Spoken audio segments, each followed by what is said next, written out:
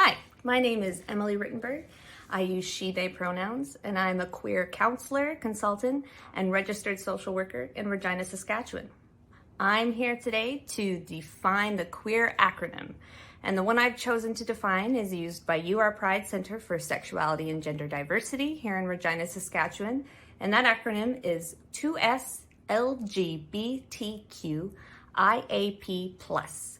So the 2S stands for Two-Spirit, L stands for lesbian, B stands for bisexual, G stands for gay, T stands for trans, Q stands for queer, I stands for intersex, A stands for asexual and sometimes ally, P stands for pansexual, and the plus is for all of those identities that we weren't able to include in that acronym. Sometimes when I'm trying to be quick and concise when addressing or referring to the queer community, I say gender and sexually diverse. This is a great phrase to use, but if you have the time, it's important to acknowledge all of those various identities that exist within our community. Thank you so much for listening today, and happy Pride. Hi, I'm Claire Usishin. I use she, her pronouns, and I am the project manager at TransSASS Support Services. Today I'm here to talk to you about the importance of pronouns. She, her, they, them, he, him, these are all words we use to identify each other in language. And the importance of them is primarily about respect for another person's identity. When you get another person's pronouns right, you're saying to them, I believe you are who you say you are.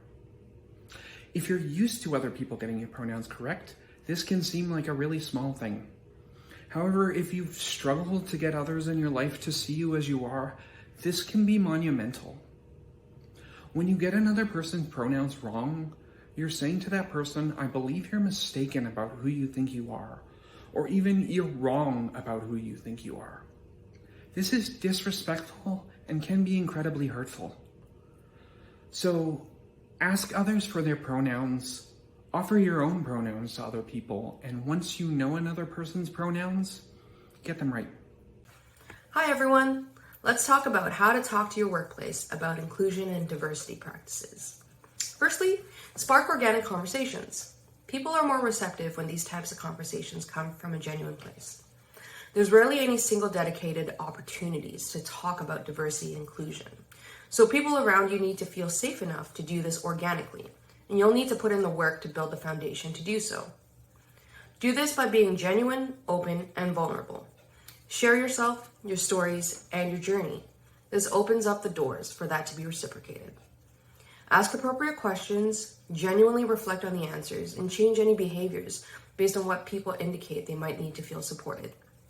Lastly, signal to employees that the workplace supports them and is a safe place by way of doing different things to celebrate and support diversity and inclusion.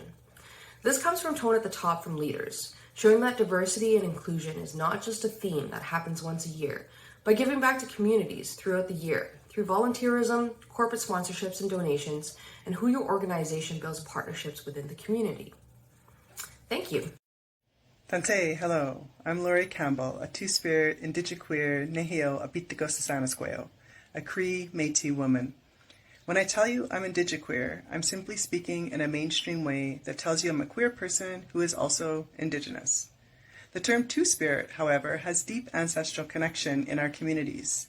Many of our tribes were known to recognize more than two genders. The original languages had terms for 3 or more genders.